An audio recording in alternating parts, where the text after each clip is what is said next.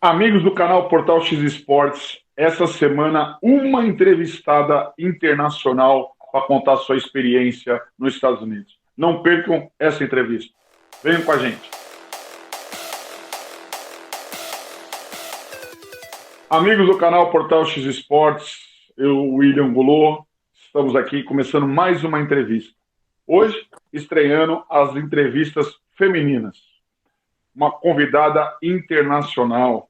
Hoje, na nossa entrevista, eu estou com meu amigo Danilo Castro. Iniciando as entrevistas femininas, vamos aqui explorar bastante o conhecimento e a experiência da Lê.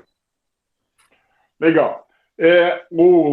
O Danilo já falou o nome dela, Alessandra Bassan Pinheiro, professora de Educação Física, Fefisa como eu e o Danilo, pós-graduada pela USP no voleibol. Ela também tem certificado em Pilates pelo Estúdio Brasil e pela Associação Brasileira de Pilates.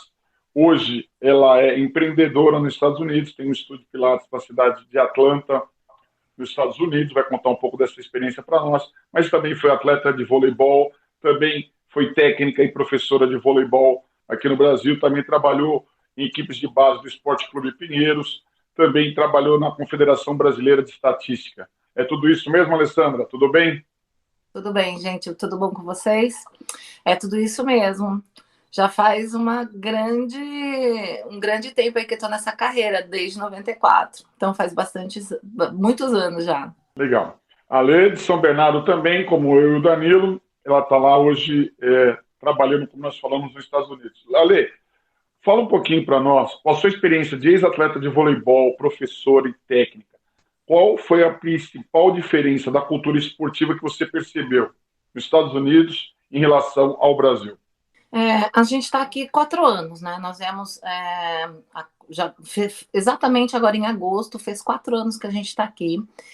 A diferença do voleibol do Brasil para os Estados Unidos é extremamente um oposto uma da outra, né? No Brasil se visa clubes, então tem a formação dos atletas, eles já vêm de eles já vêm de fora, e aí os clubes montam as equipes e dão andamento nos campeonatos. Aqui não. Aqui as crianças, elas têm uma formação de que elas vão aprendendo, elas vão buscando. Os clubes aqui são particulares, não são como o Brasil. Então, aqui se paga para jogar voleibol. Então, as crianças pagam e é um valor bastante razoável, não é um valor baixo, porque é um investimento. Porque o que acontece é que eles querem futuramente ter scholarship em colleges, nas faculdades aqui. Então, para eles para os pais, né, e para as crianças, é um investimento de estar participando desses clubes, de estar participando, de investindo esse dinheiro nesse início, para que eles consigam uma scholarship futuramente. Então, aqui não existe o clube como existe no Brasil, né, que eles participam de campeonatos e alguns atletas futuramente venham a ser remunerados por isso. Aqui não existe. Aqui é sem remuneração, muito pelo contrário, eles que pagam, e aí é, buscando uma posição um pouquinho melhor lá para ganhar uma scholarship. E Alessandra, baseado na sua vivência esportiva aqui no Brasil, com a sua realidade e observando também os seus filhos no âmbito esportivo, quais as dificuldades e vantagens que um profissional de educação física brasileiro encontraria no mercado americano, desconsiderando o alto rendimento? Eu vou te falar que aqui é bem triste uma posição nossa, nós educadores físicos, professores de educação física. Aqui qualquer pessoa pode ser um professor de educação física. Então, chega a ser até triste quando eu falo isso, porque, por exemplo, eu tenho uma formação, é, eu estou tentando validar o meu diploma para trabalhar aqui, mas eu já trabalho na área, né, por questão que eu tenho, eu fiz um curso que eu posso trabalhar, só que muitos aqui não têm formação, eles não têm formação nenhuma na educação física. Então, é oferecido um curso aqui de 6 meses, às vezes online, e a pessoa se torna um profissional, um personal, um técnico de vôlei, um técnico de futebol. Então, quando a gente vem de fora com essa formação, né, um profissional vem do Brasil com essa formação, ele sai na frente um pouquinho, sim. As pessoas, elas dão um pouquinho mais... Aqui as pessoas dão muita atenção para essa parte da formação. Elas te... Por exemplo, vou colocar a situação do meu marido. Ele é um profissional que ele tem um gabarito grande, então as pessoas, nossa, elas querem ele de qualquer maneira para estar treinando. Então, funciona dessa maneira com o profissional de fora, assim. Mas só que é grande a briga aqui, porque qualquer pessoa pode entrar, qualquer pessoa pode fazer. E aí é a lei da oferta e da procura. Então, às vezes, você está lá com o seu preço, com o seu valor, né, razoável, dentro do padrão, aí vem um profissional, entre aspas, que não é um profissional da nossa área, mas que ele fez o curso aqui e ele vai trabalhar também. E aí ele é um competitivo com você, então ele oferece um valor mais baixo, ele faz algumas coisas que aí você escuta daqui, você escuta dali, ele faz umas coisas absurdas, mas o valor, tem muita gente que preza pelo valor e não pela qualidade. E aí a gente acaba, às vezes, escutando algumas coisas ruins de uma pessoa ou de outra, a gente vai relevando. É isso, mais ou menos isso. Ô, Ale, antes de eu fazer uma pergunta, queria que você falasse, até para o pessoal que está escutando a gente, o que é uma escola chip? Aí você falou, o pessoal procura uma escola chip, é isso? Chip, é isso? Isso. Uma escola chip é quando você ganha uma bolsa de estudo.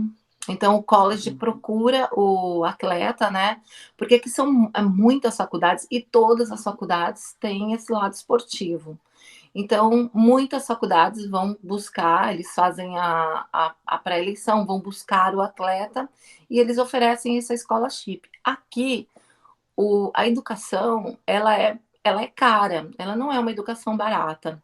Então, quando uma pessoa tem a oportunidade de ganhar a escola chip através do esporte, ela busca, ela vai atrás, e, e é interessante para os pais isso, né? Porque é um custo, como eu disse, é um custo alto. Existem outras maneiras de escola chip, mas uma delas é essa, é através do esporte. Só para o pessoal entender também, eu também entender um pouquinho. E da onde veio a ideia, Ale, que eu sei que você já empreendia aqui no Brasil, acabei não comentando, você também já tinha um estúdio aqui no Brasil, mas da onde veio a ideia de você começar a empreender nos Estados Unidos, ainda no ramo de atividade física, num país culturalmente diferente em relação ao esporte e ao exercício físico? Da onde veio a ideia, da onde partiu essa ideia? Bom, vamos lá, vou desde o início, para vocês entenderem. Quando eu cheguei aqui, eu cheguei numa situação de que eu não tinha o visto de trabalho, né? Só o meu marido, nós éramos dependentes dele, eu e meus filhos. Então eu não podia trabalhar. E eu tinha medo de fazer qualquer coisa e dessa prejudicá-lo, porque afinal de contas ele trabalha numa instituição que é do governo, tal. Eu tinha medo de fazer qualquer coisa. Então, quando deu uns 5, 6 meses que eu estava aqui, você que me conhece pra caramba, eu tava ficando meio pirada de ficar sem trabalhar. Eu precisava fazer alguma coisa, porque eu sempre trabalhei muito aí em São Paulo e eu gosto. E aí eu comecei a trabalhar, a fazer uns personal training. Então eu comecei a trabalhar com algumas mulheres brasileiras de personal, tá? Aí logo em seguida a gente conseguiu mudar o nosso status, a gente conseguiu pegar o visto de trabalho. Então eu fiquei numa situação um pouco mais confortável. Só que tinha uma outra barreira. Eu tinha a barreira da língua ainda, né? O inglês para mim eu vim numa certa idade aqui que eu ainda não conseguia me desenvolver no inglês. Aliás, até hoje ainda eu tropeço bastante. Então eu só comecei a trabalhar com brasileiras mesmo, né? Nessa área de personal. E aí dentro desse grupo tinha duas brasileiras uma é psicóloga e uma é nutricionista. E aí surgiu a ideia de, vamos montar alguma coisa. E aí a gente montou, nós alugamos um espaço, ele tem o nome de Renew You, que é um espaço que tem a psicologia, a a nutrição, e eu sou do corpo, né? Que a gente montou mente, que é a psicologia, a nutrição, e eu, o corpo, que é o Pilates. E aí a gente montou um estúdio pequeno, meu estúdio é pequeno, mas é super aconchegante. E só que a gente, logo de início, deu a barreira de o Covid. Então a gente tinha acabado de montar tudo isso, o Covid chegou. Mas, incrivelmente, eu continuei trabalhando de maneira diferente e não parei em nenhum momento. Eu parei, acho que 15 dias no lockdown que teve e continuei. Conseguimos mudar de local, fomos para um lugar um pouquinho maior já em um ano de trabalho. No mesmo ano a gente conseguiu já aumentar um pouquinho. Hoje eu tenho um público maior, eu consigo atender um público maior. E era minha área, né? A minha área de Pilates aí. Então eu continuei aqui, porque eu consigo trabalhar com as mulheres brasileiras aqui. Então, na verdade, o meu grande público, 98% são brasileiros. Eu tenho uma única pessoa que é americana, mas ela fala um pouco de português, que me ajuda bastante. Mas o meu público todo é brasileiro aqui. Alessandra, e ainda dentro dessa linha, né? É, lógico, o idioma é uma barreira, e que barreira, né? Mas quais as principais dificuldades você enfrentou em relação ao trabalho que você praticava aqui, ao seu estúdio aqui? E aí eu quero englobar também, sei lá, documentação, a burocracia, que com certeza é bem diferente. Quais essas principais dificuldades para empreender nos Estados Unidos? Tá. Quando eu fui atrás para fazer a abertura do meu estúdio, a gente precisava, primeiro de tudo, eu era educadora física, eu era professora de educação física, mas eu não tinha validado meu diploma ainda. Então, eu precisava de um documento dizendo que eu podia dar aula, que são esses cursos que a gente faz de maneira online ou presencial, na época muito mais online pelo fato do Covid. Você responde lá umas perguntas e você é certificada, você tem o direito de dar aula. Então, um dos documentos principais eram esse. Os outros eram referente a Estado mesmo. Então, se abre uma firma, como se abre aí no Brasil. Então, a gente tem uma firma aqui, que é minha e do Cláudio. Então, se abriu uma firma, a partir daí eu já tinha comecei o segundo passo para trabalhar. Aí a gente vai para do estado. Aqui cada cidade tem é tipo uma prefeitura, a gente fala que é um county. Em cada cidade tem uma prefeitura. E cada cidade, ela age de maneira diferente. Então, por exemplo, a gente tinha numa cidade no início. Então, a gente teve que ir até um centro deles, pedir a permissão para abrir o estúdio, explicar qual que seria a nossa função, qual que seria o nosso, o que a gente estaria oferecendo. A partir daí eles demoram algum tempo para te liberar, ok, se tá tudo bem, ok. Aqui tudo se paga também, tá? Não é nada, nos Estados Unidos é fácil. Não é fácil. Então você vai, paga uma taxa. Aí você tem que pôr uma placa, por exemplo, a gente quer pôr a placa do nome. Eles vão verificar se não tem ninguém com esse nome, paga-se uma taxa. Aí é liberado para se pôr a placa.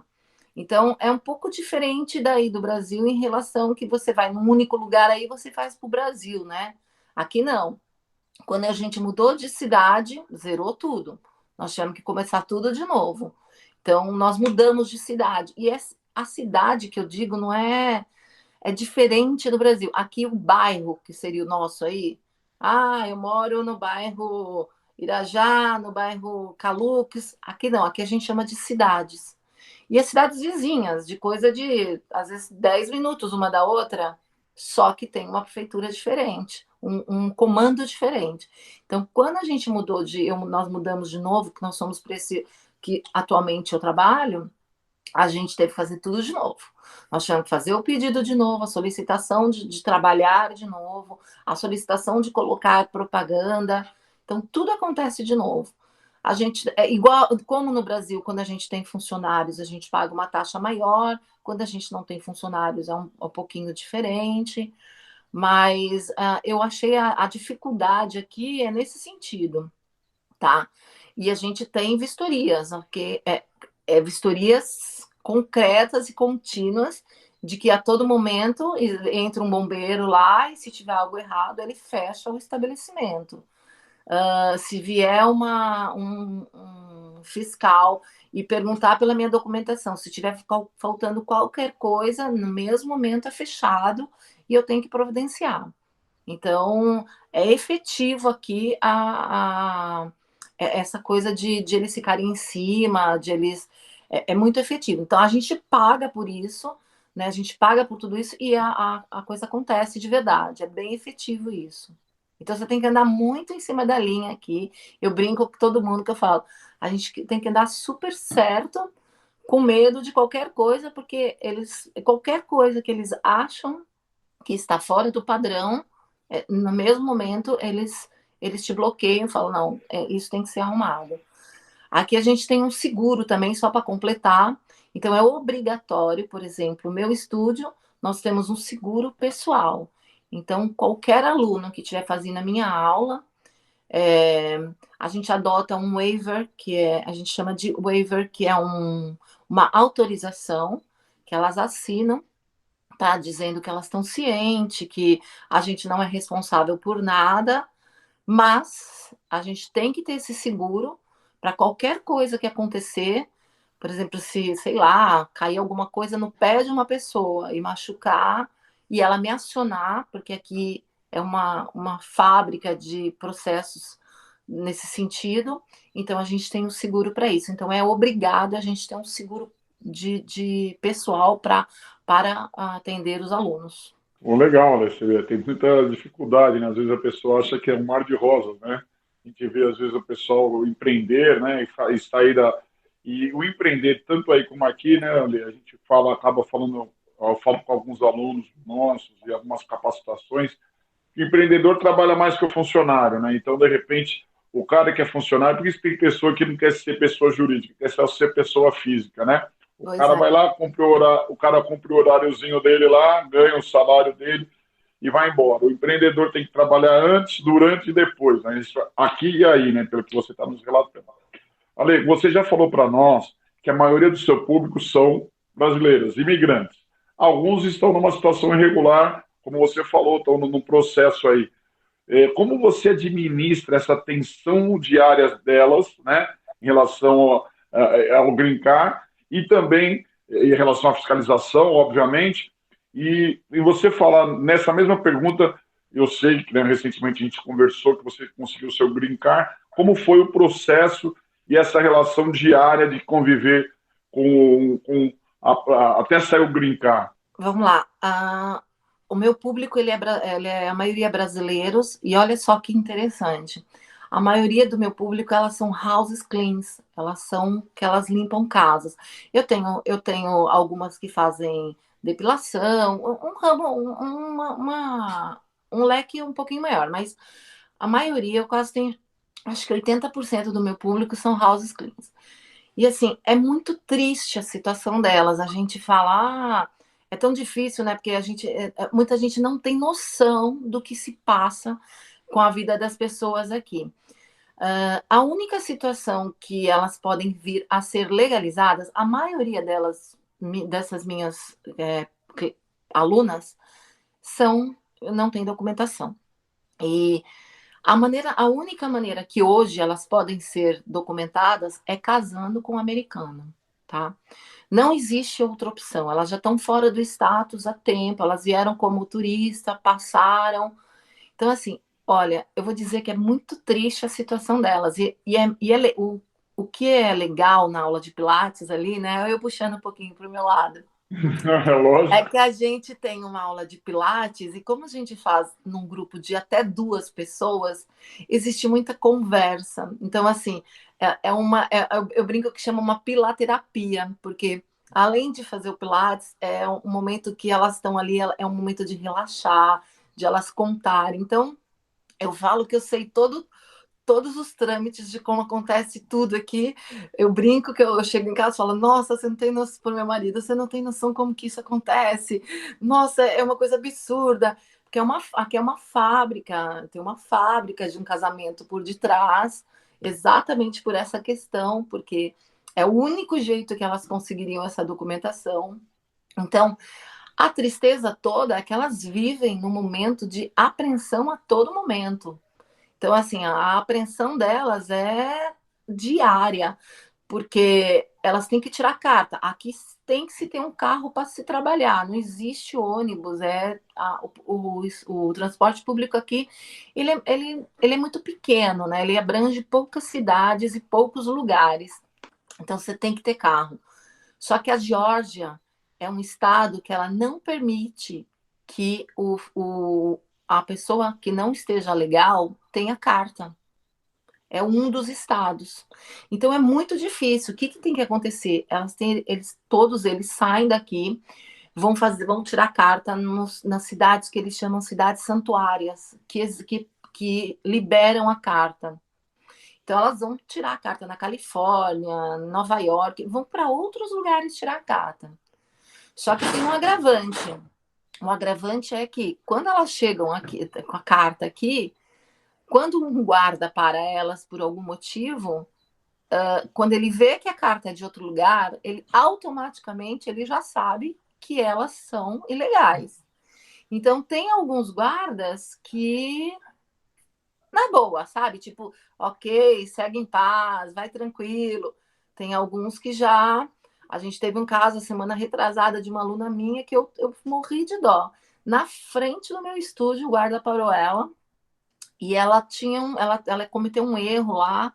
Ela pôs o carro no nome dela aqui. Então, isso aí, o carro no nome dela, a carta de outro estado, putz, deu ruim para ela. Então, ela tem 30 dias para legalizar. Ela não existe essa possibilidade de ela legalizar. Não existe.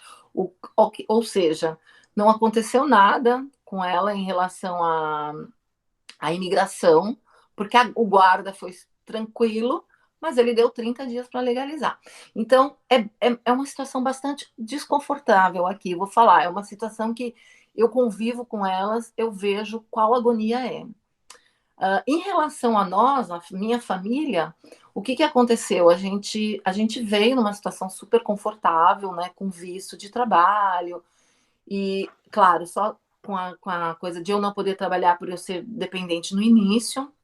Só que quando a gente estava com 5 ou 6 meses aqui, a gente entrou com o processo através de uma advogada, tá? A gente pegou uma advogada, porque não é fácil, as pessoas acham que é chegar e fazer as coisas aqui.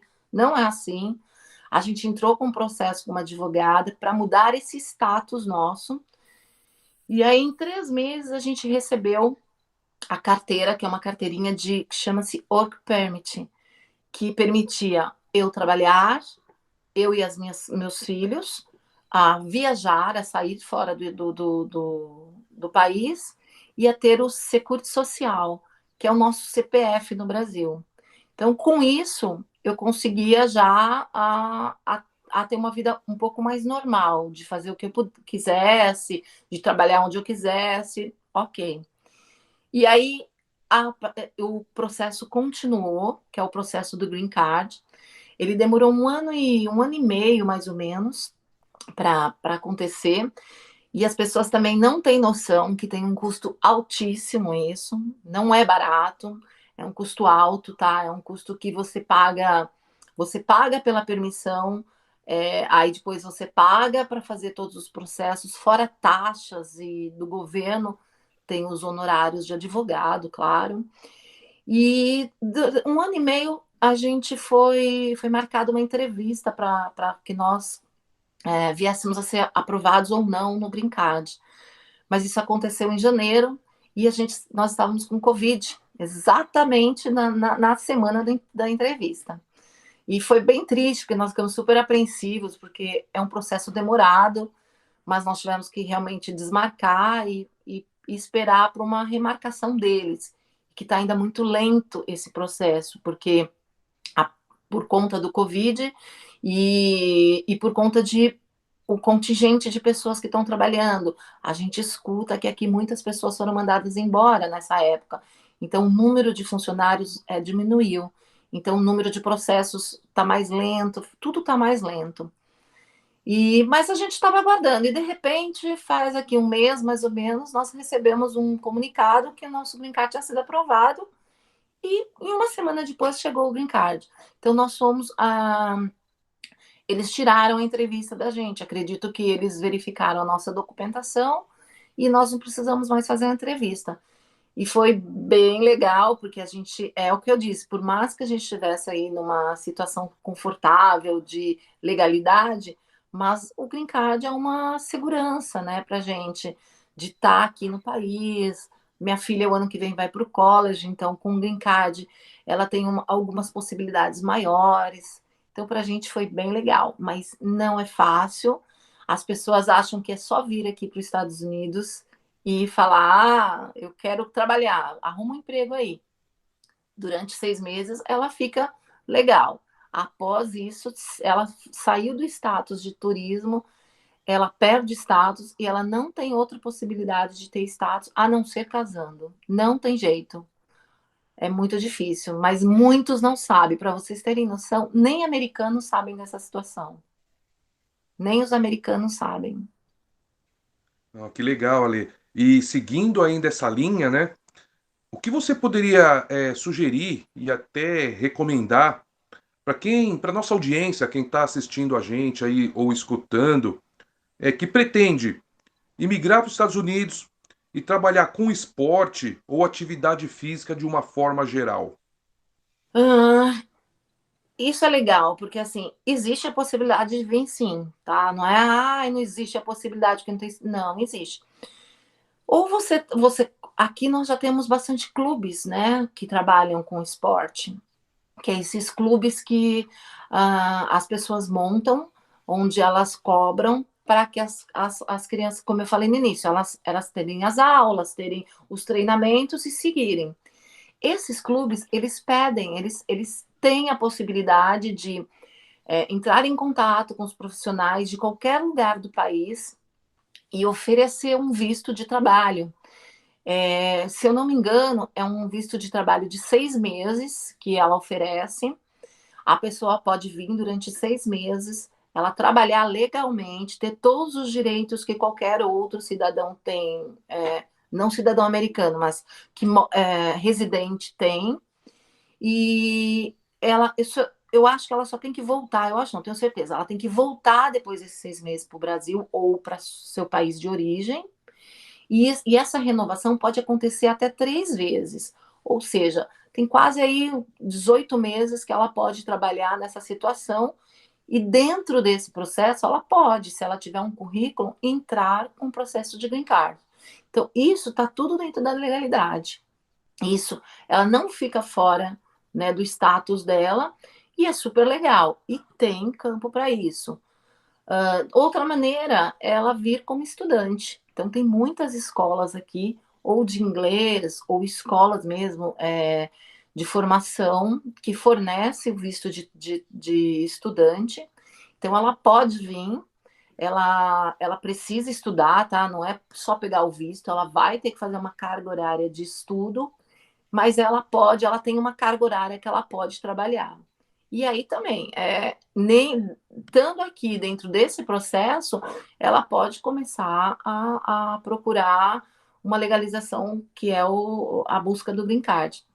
Agora, o que eu não aconselho de verdade é vir como turista, perder o status, porque aí ela perde todo o direito. Ela não tem direito a mais nada. Ela entrou aqui no país, ficou 6 meses, não saiu, ela já passa a ser ilegal e aí não se existe outra possibilidade de ela se legalizar se ela não casar com um americano.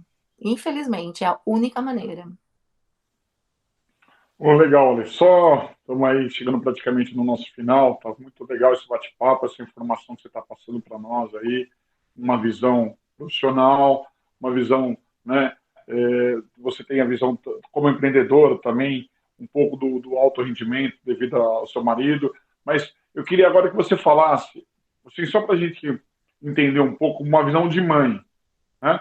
Os seus filhos, como é o esporte, como é desenvolvido, além dos equipamentos, o pessoal entender um pouquinho como é desenvolvido, tanto no high school, né, que os seus filhos estão estudando, como é desenvolvido a atividade física, a educação física, não sei como eles chamam aí, e os equipamentos, só para o pessoal entender um pouco como é essa cultura americana para o esporte dentro da escola. Por favor, Lê. Que engraçado isso, né? Eu vou te falar a experiência minha, que é dos meus 2 filhos, né? Hoje a Giovana está com 17, ela está no último ano do high school, mas ela não tem educação física todo ano. É uma maneira diferente que eles colocam. Então, é por módulos. Então, ela teve educação física, eu acredito que no 10º ou no 11º ano do high school. Então, são 6 meses de educação física e acabou. Ela fez, ela cumpriu a carga horária dela. E assim, ela reclamava muito, tá? Ela queria que eu assinasse para ela não participar, e eu falava, não, você vai participar. Mas ela dizia assim: mãe, a educação física é muito ruim. Ele pede para a gente ficar correndo em volta do campo.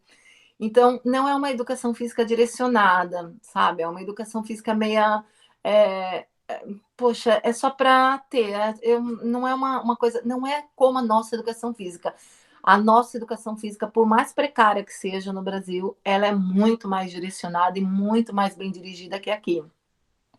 Então, ela não, ela fez esses 6 meses aí, se livrou, deu graças a Deus e falou: tô livre, né? Aí o Lucas, ele também não tem educação física. Olha que engraçado, ele está no sétimo grau, no 7º ano, né? Aqui, ele não tem educação física nesse primeiro semestre todinho. Ele já falou para mim que ele só vai ter educação física no 2º semestre. Então, são turmas. Então, como acho que são muitos alunos, uma turma faz um semestre, outras turmas fazem outro semestre. E também é de uma maneira assim bem jogada, bem precária. Não é uma educação física dirigida, não. Aí, se a gente quiser, a gente coloca eles nos particulares fora. Então, futebol, voleibol, é dessa maneira. O Lucas, a gente já até tentou colocar ele no soccer aqui, e também é particular, totalmente particular. Mas logo de início, bem na escolinha, quando ele chegou, é muito competitivo. Não existe aquela escolinha que ensina, que sabe que vamos lá, vamos. Não, é competitivo. Então, ele mesmo se desinteressou, porque ele falou: mãe, eu não vou ficar brigando com esses meninos para jogar futebol. Então, é bem ruim, A educação física é muito ruim. Só que tem a parte dos treinamentos, aí já muda um pouco. Então, quando você consegue entrar num time da escola, aí é diferente. Aí é um pouquinho mais direcionado. E aqui tem o futebol, que é o futebol americano, o beisebol. Então, e aí sim, se você entrou no time, tem treinamentos, é um pouco diferente, mas não é educação física, não. E fora que Legal. só para concluir, fora que a educação física não é professor de educação física que dá. É o professor de matemática, é o professor de ciências, é o professor de geografia, outro professor que dá. Não é o professor de educação física.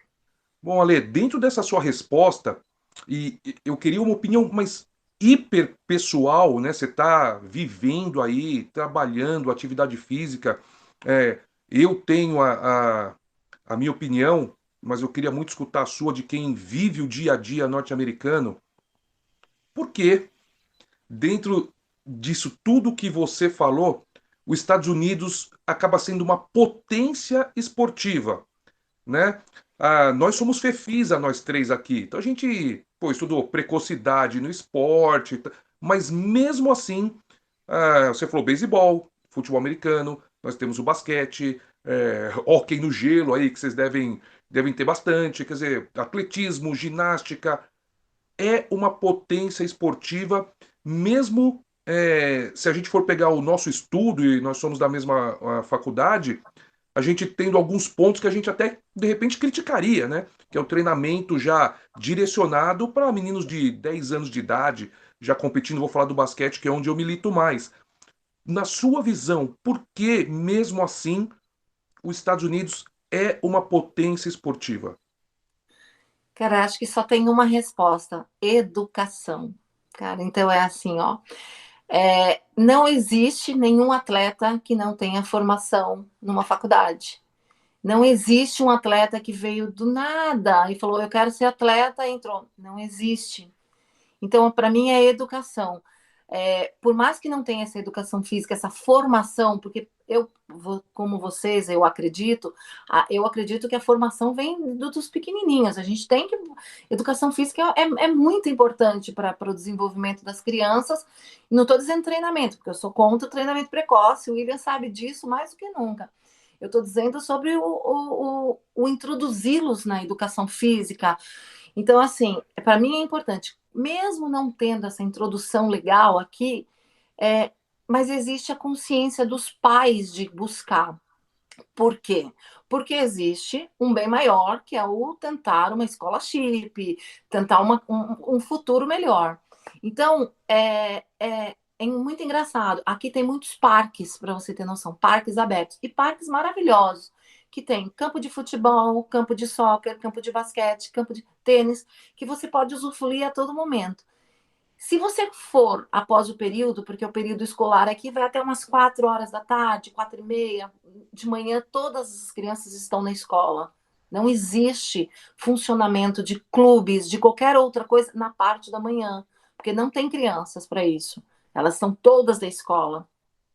Então, se você for nos parques após esse horário, você vai ver eles sempre cheios.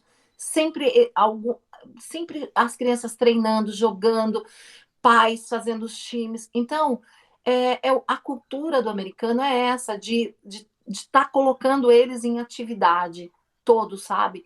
Então, o que acontece? Não existe nenhuma criança fora da escola para jogar voleibol, para jogar futebol, para jogar soccer. Elas só conseguem entrar no esporte através da educação. Então, vira uma potência. Por quê? Porque é diferente o pensamento. É um pensamento que elas precisam de uma formação, elas querem ser jogadoras, mas sem formação elas não vão ser jogadoras. Então, une-se os dois. É muito legal isso aqui. Para mim, a educação é o principal. Existem faculdades que não. A pessoa você pode ser um excelente jogador de basquete, excelente. Mas se você não tiver as notas que a faculdade exige, ela não te pega. Você podia ter escola chip, você perde. Então, anda junto a educação com o esporte. Então, eu acho que é por isso que tem essa potência. Ah, legal, né? Eu acho que isso aí, escutando você falar e a gente observando, eu acho que eles já até por isso que eles quando, priorizam já quando a pessoa já vai para um nível competitivo, né? Quando eles entendem que a base é feita nos parques, é feita aleatoriamente, né? Acho, né? Penso assim, em cima de algumas conversas e algumas experiências que nós escutamos. Ale, muito obrigado, foi excelente a sua visão, né? Eu acho que o pessoal que vai escutar essa entrevista vai ter uma visão diferenciada, né, do esporte, do empreendimento, do lado de mãe, né, de toda essa a sua experiência aí que você teve aqui no Brasil, e migrou para os Estados Unidos, as dificuldades também, mas mesmo dentro das dificuldades você apontou para nós que é possível, né? Então o caminho é duro, mas é possível, né? Então isso é importante o pessoal que estiver nos escutando, mas dentro de uma legalidade, né? Dentro de um padrão, como você falou, arriscar de uma forma aleatória, você corre alguns riscos grandes. Queria agradecer muito, Ale, e fico muito feliz. Né, você sabe da nossa relação pessoal, né, a gente deixa claro que nós somos amigos pessoais, sou padrinho de casamento seu, nós estudamos juntos, nós temos uma relação, e ver o seu sucesso, né? E aí que você conquistou, saiu aqui do Jardim Regina, aqui perto do Irajá, para Atlanta. Eu falo que você é uma pessoa muito bem sucedida, sei de todas as suas dificuldades nesse percurso, né?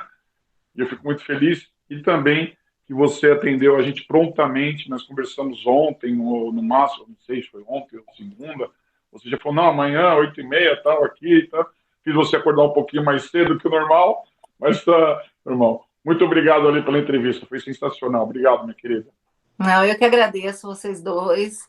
Muito obrigada pela oportunidade de falar. Não sou nenhuma estrela, só sou uma mãe, uma professora, e que sempre batalhei, o William sabe disso, gosto de trabalhar, gosto do que eu faço, brigo pela minha posição, estou sempre brigando aqui, falando, somos profissionais, temos que estar à frente, mas é isso, eu que agradeço a vocês. Olha, Alessandra, também quero te agradecer. Eu não sabia que você era de São Bernardo, eu sabia que você era Fefisa, né? Então aqui nós temos aqui um bairro Assunção, um Irajá e um Jardim Beatriz, né? Que vocês conhecem todos aí muito bem. Mas quero dizer para você que assim eu fico extremamente feliz de ver o seu sucesso, né? E quem trabalha, quem busca, quem estuda, quem vai atrás, pessoas inquietas, como você falou, né? Pô, 6 meses não aguentava mais ficar em casa sem fazer nada. E eu conheço o William. Eu também sou um cara assim que se eu ficar um fim de semana sem fazer nada, parece que já começa a coçar o corpo. E ver todo esse seu sucesso, eu quero desejar para você ainda muito mais. Parabéns e muito obrigado, viu, Ale? Eu que Legal, agradeço, pessoal. obrigado. Pessoal, com isso finalizamos mais essa entrevista. Alessandra Bassan Pinheiro falou com nós hoje. Espero que vocês tenham gostado. Quem estiver assistindo essa entrevista, inscrevam-se no nosso canal, dê aquela moral, ativem o sininho para todo esse conteúdo. Valeu e até a próxima semana.